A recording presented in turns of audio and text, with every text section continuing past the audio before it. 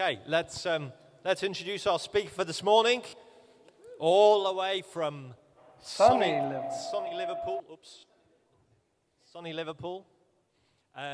Those of you who don't know Graham, Webb is a good friend of ours. Also, he helped us plant this church. He was here. It was his vision that we joined in with in Liverpool and then planted from Liverpool to Wirral.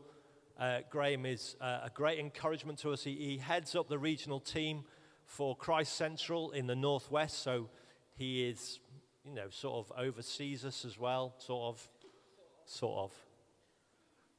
But he's a good friend, and he's a great preacher, and let's give him a warm welcome.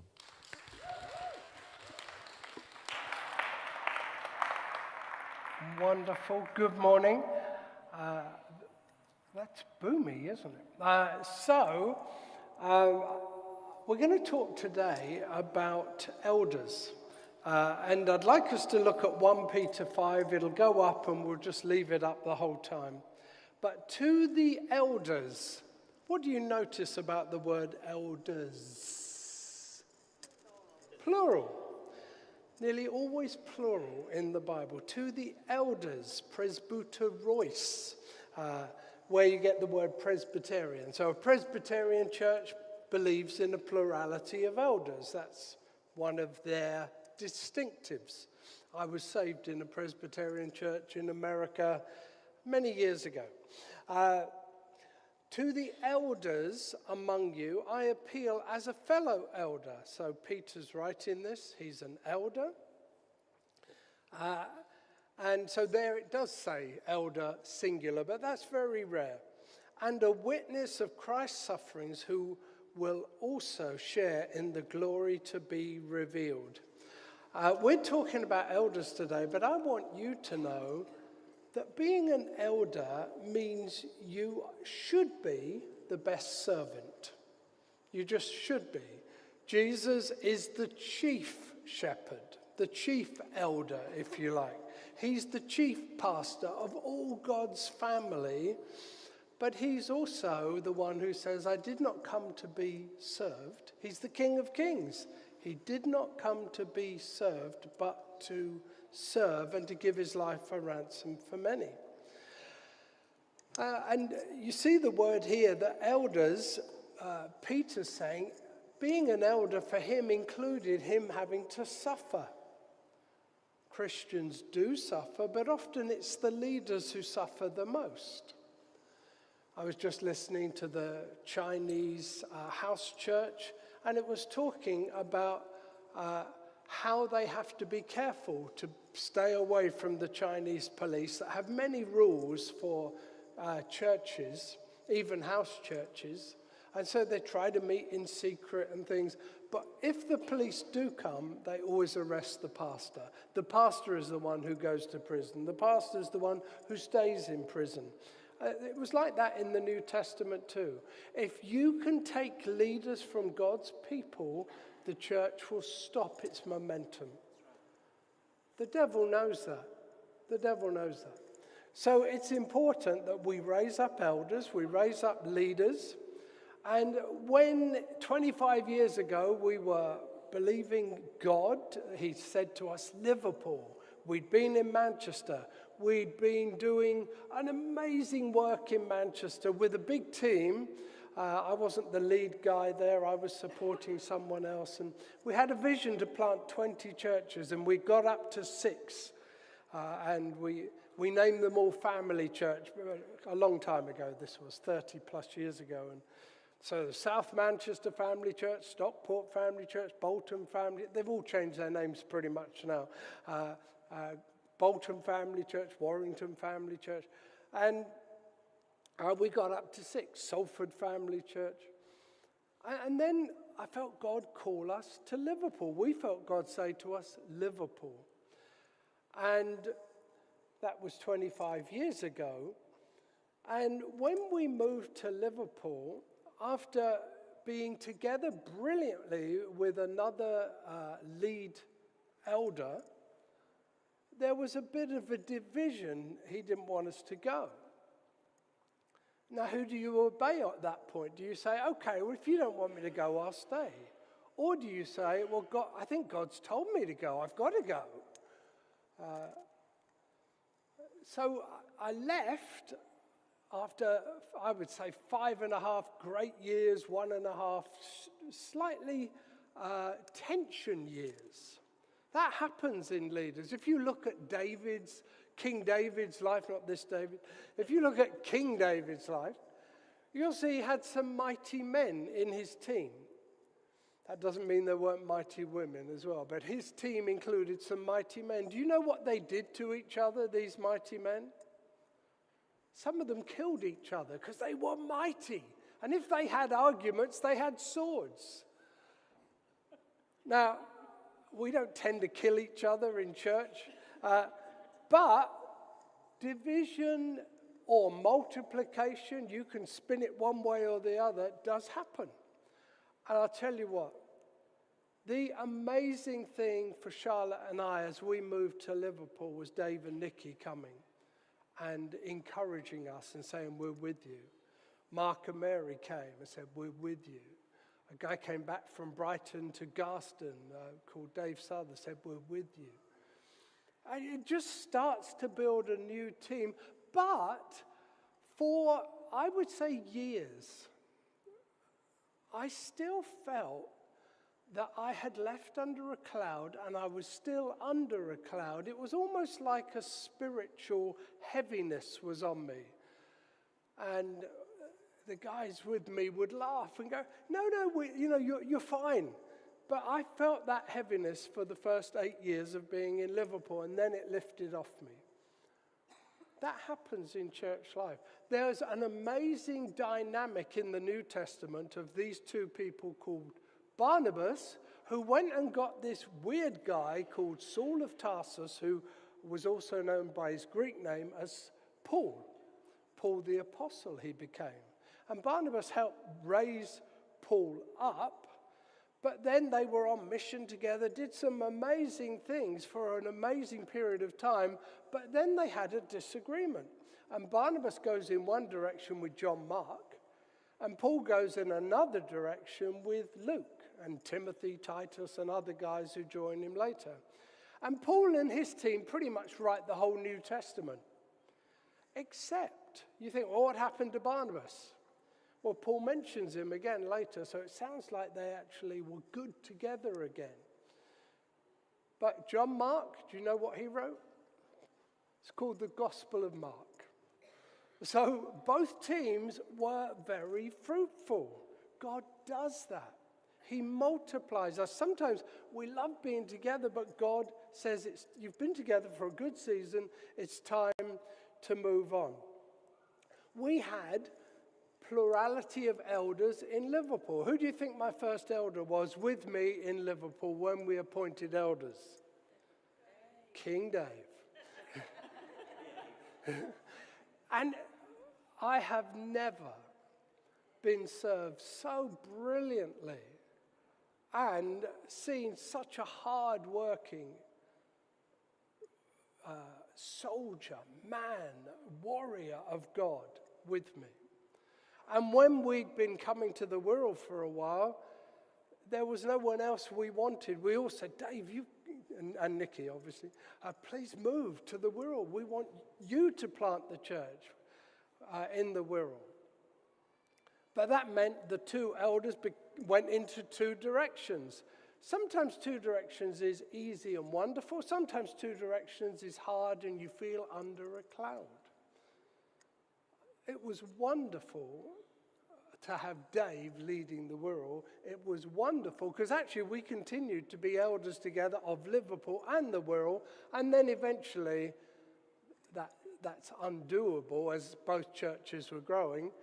And so we had fellow elders with me in Liverpool, called Mark and Dave, if you want the history.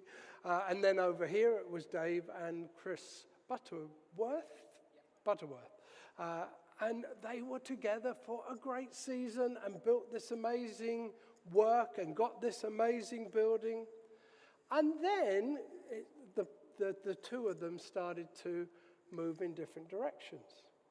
and try to stay together, but that doesn't always work, and it's okay. It's biblical that mission moves on and God calls one and one stays, one goes. But it's also very painful. Do you know why it's painful? We love each other. We love this family. We love God's people. Most people who become elders, it's not true that everyone, because some people who become elders lord it over God's people and are very domineering and heavy and are almost like bullies. And we've seen friends who've been in the ministry have to be put out of the ministry because they won't repent of that heavy-handed approach to God's people. If you've been in the ministry for any length of time, you will see what you consider great people being told you've got to leave the ministry because you've been unfaithful to your wife, or because you have lorded it over God's people and been a bully and domineering and not repentant. There's all kinds of reasons people leave the ministry, but pretty much every year you think, oh, Lord, I'm so gutted. I love listening to that guy on podcast, and he's out of the ministry now. But that's okay. It's not about the elders of a local church. It's about the chief shepherd. The chief shepherd is the one we always have to go to, because you can always say, oh, Dave's let me down. He hasn't done enough lately for me. And he will never solve all your problems. He will try to. He's like, I always called him polyfiller man, because if there was any hole, Dave would plug it with his polyfiller superpower. He would just do it. And I didn't have to worry, because the hole that I thought was a problem has now been beautifully filled by polyfiller man. But polyfiller man can only stretch so far. And God actually wants a new day to raise up elders and to raise up leaders. You've got a leadership team here. And the leadership team have asked me to come today to say, we would like to appoint Rick as a fellow elder with Dave. This will be the first of many appointments, but we're recommending Rick to you, the congregation. It's for you now to feed back to the leadership team and say, well, actually, why aren't I being made an elder? Or actually, isn't it brilliant? I thought Rick wasn't an elder. Some of you will probably say, he's been serving us for so long. Whenever I come here, Rick's the one who's serving and alongside Dave very much as a fellow laborer, doing a great job. So I am fully behind your decision to appoint Rick, but we're looking to probably actually lay hands on Rick, unless you all complain and say, we're leaving the church. Don't do that. This is a good man who has served wholeheartedly. And I'll tell you why I know he's a good man. Because when you're really hurting, it is easy for a younger guy to take advantage. You're hurting. The younger guy, your energy is disappearing because you're hurting.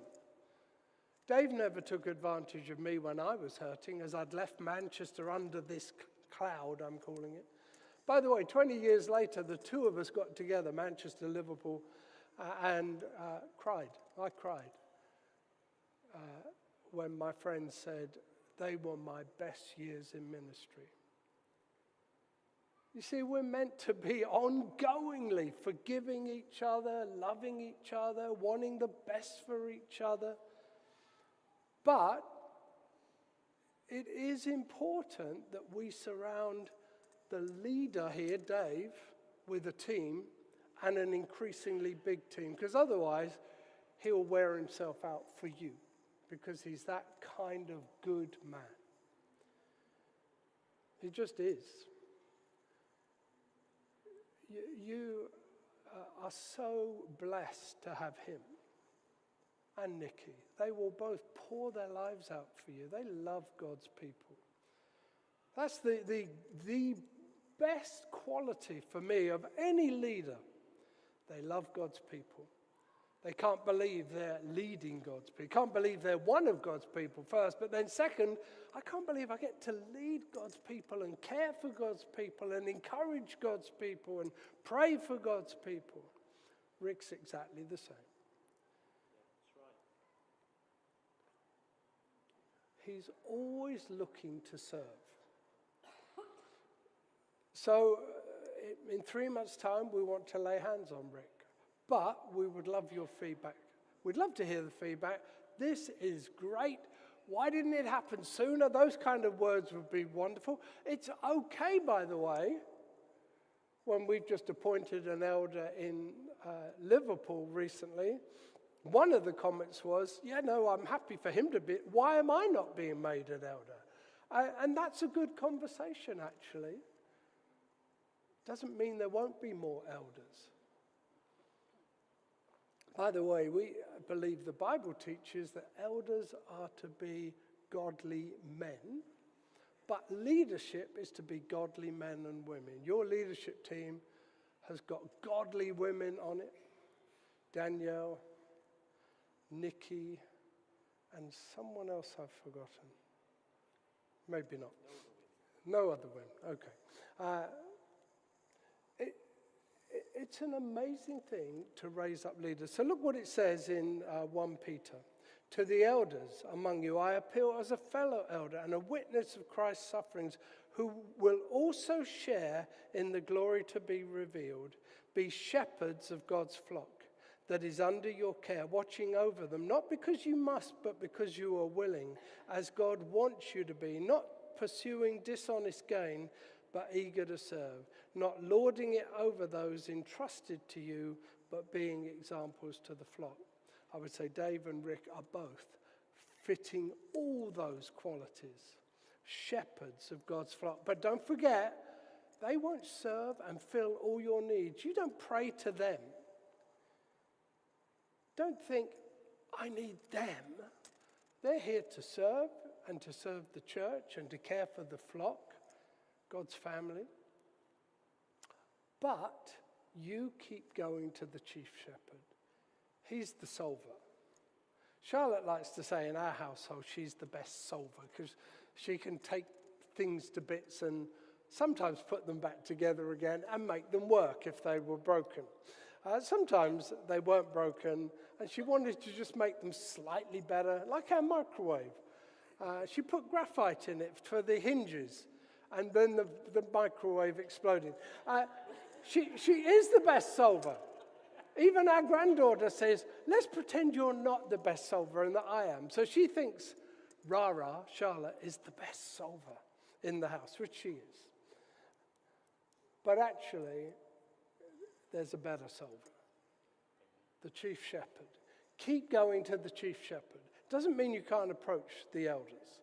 They're here to serve you, to care for you, to watch over the flock. But don't forget, they'll never solve all your problems. They never will. As a human being who's a child of God, all your problems are to be taken to the Lord. Cast your cares, it says, on him.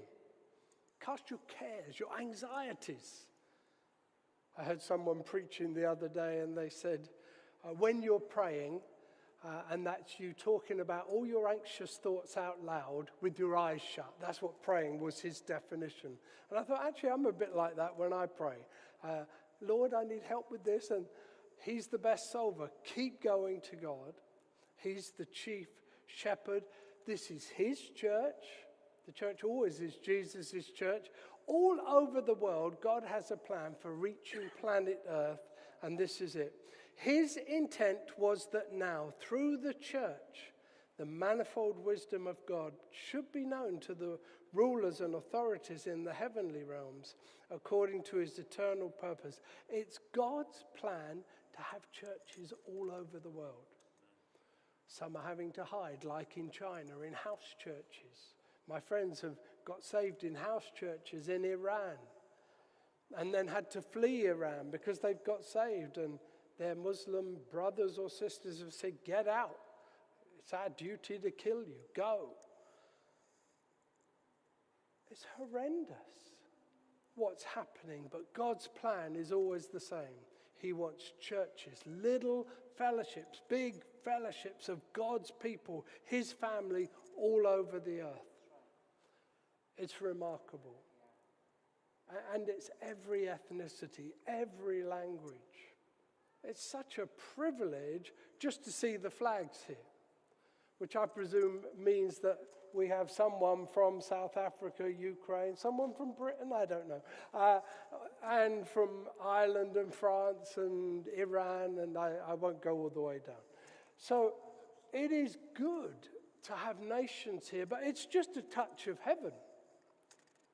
A touch of heaven is all the nations coming together who love Jesus. Go and make disciples of all nations. Baptizing them. Get baptized if you haven't been. Teaching them everything you've learned. All the nations coming together, learning that culture is heavenly culture comes first. Chief Shepherd, what culture do you want us to have? Help me to love people from different countries. Help me to love people with different languages. I don't know how you think heaven's going to be. I think I'm going to be speaking English. But I think there will be people speaking Yoruba. There will be people speaking Ukrainian. There will be people speaking every different language. That's how I see heaven. But I think I will understand, not that I do now, I will understand Ukrainian, Yoruba, and Farsi, and every other language. I will understand you in heaven. I struggle now, and I might learn one or two words, but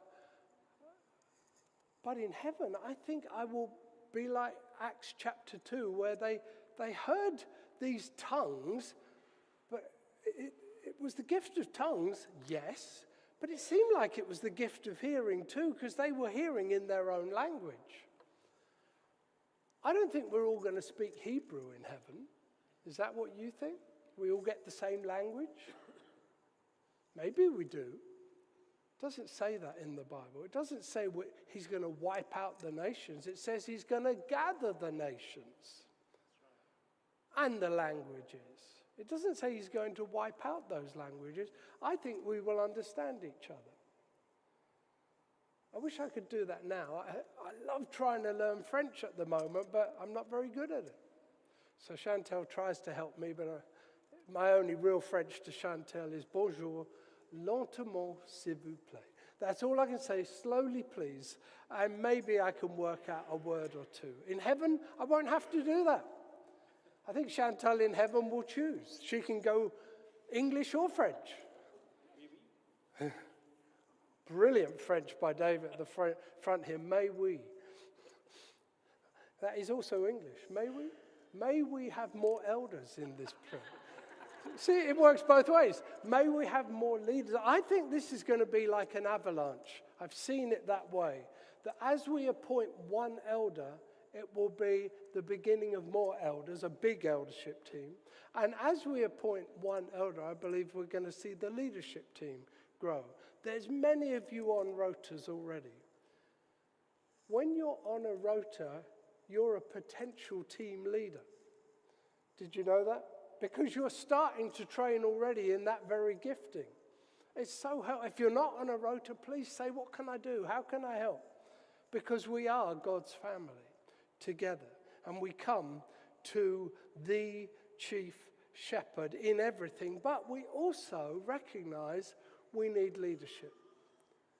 Would Liverpool Football Club, Peter, be as good, or Dave, if Jurgen Klopp hadn't come? I don't think we would. I'm now Liverpool. I was Tottenham. I'm Liverpool now. I've been there 25 years. Leadership is so important. Unfortunately, would Man City be as good without Pep Guardiola? No.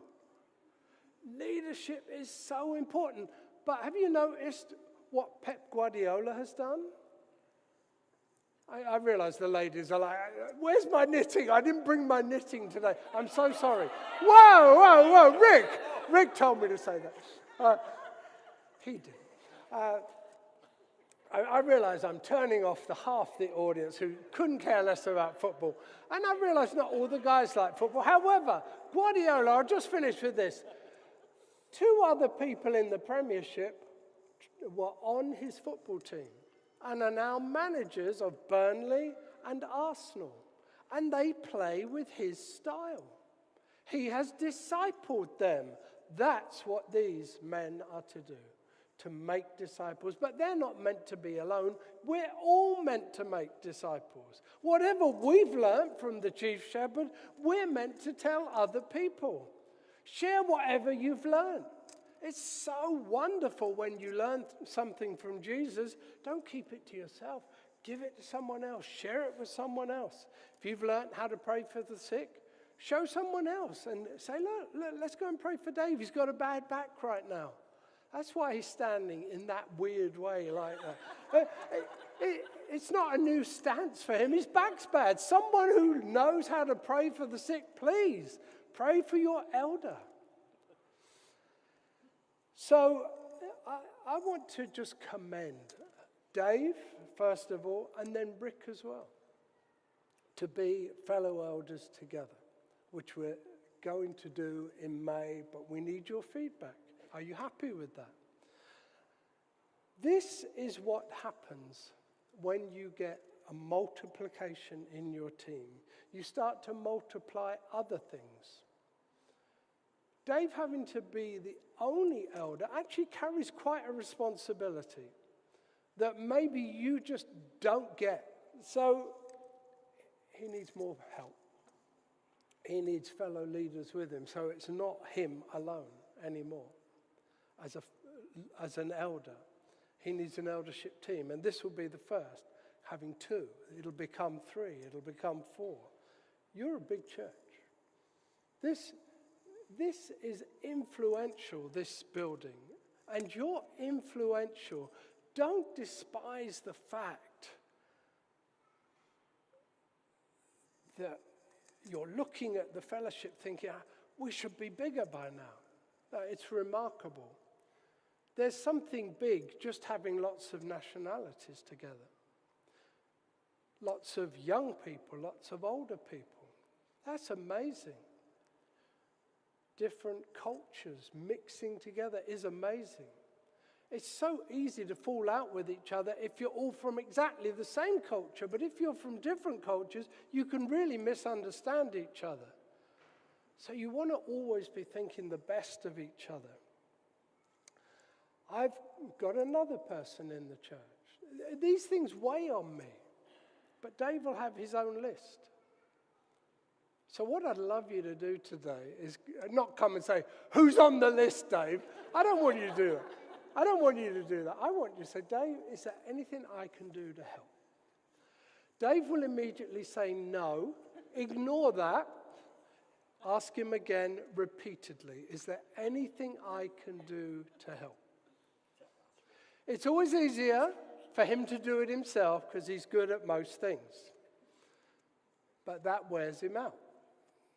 And then he becomes a moaner. And he was saying, I'm a moaner. I'm not a moaner. We need to help him.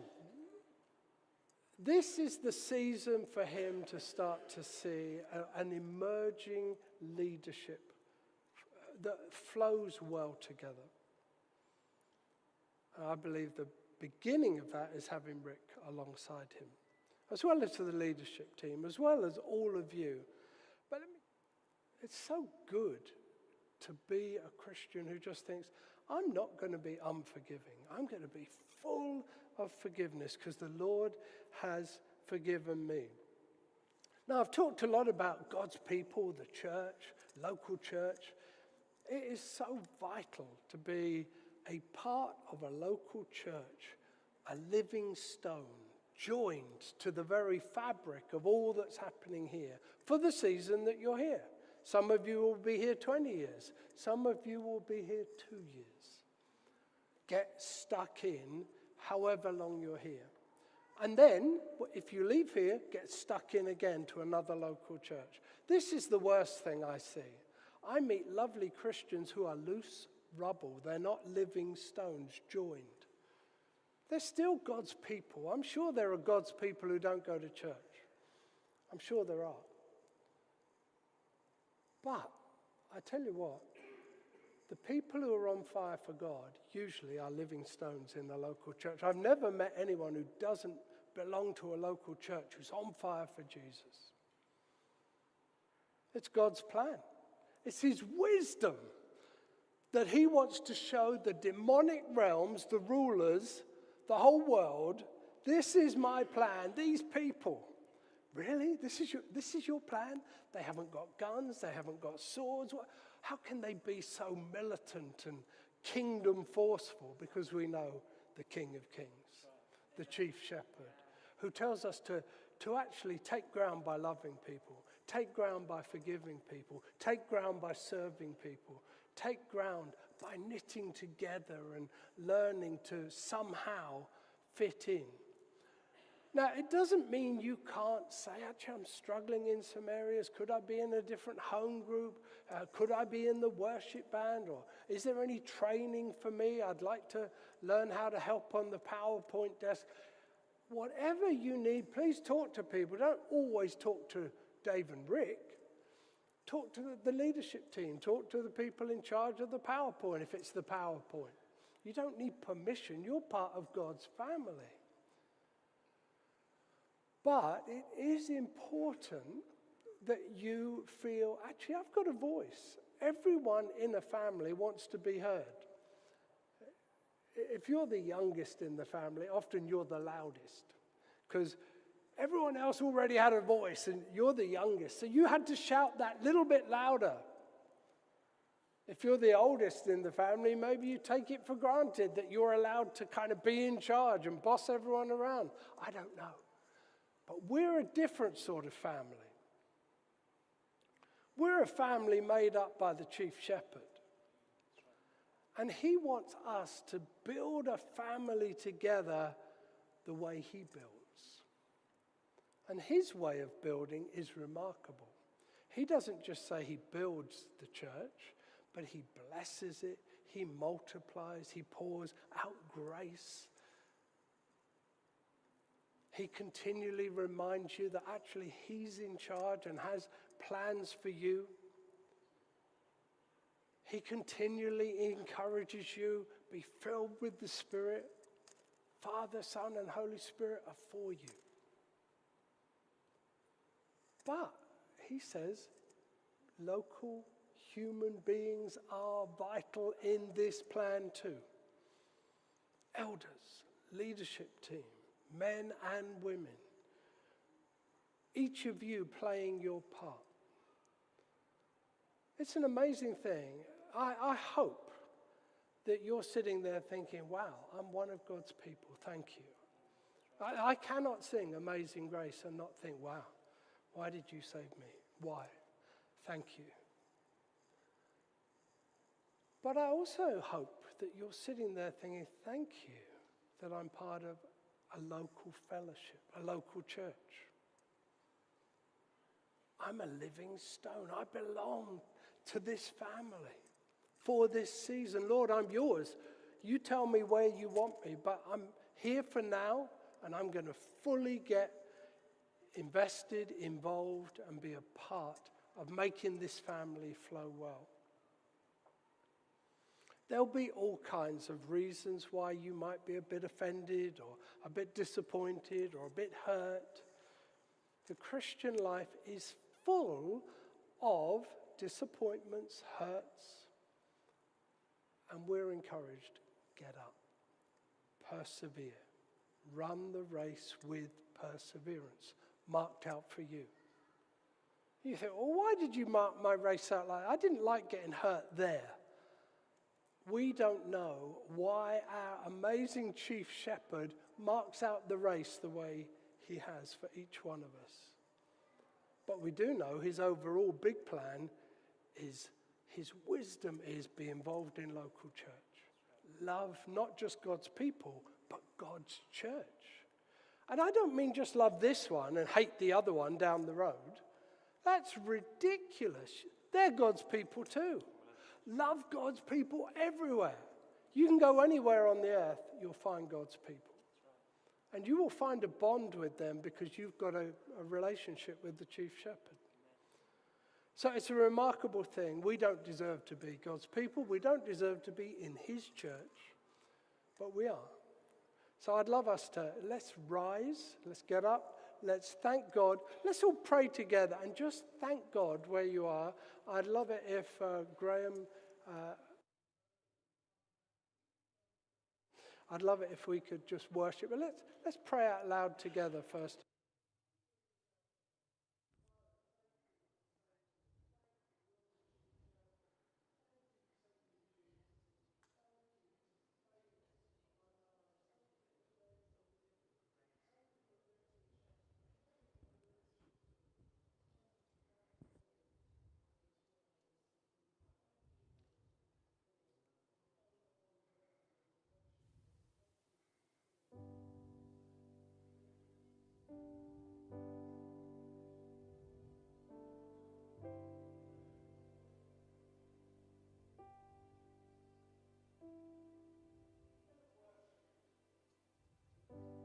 Love us just to pray for each other. You can pray for each other where you are. You can come to the front if you want prayer down here. Please, someone come and pray for Dave's back. I wasn't joking about that. If you've got faith, don't do it out of obligation, but let's worship.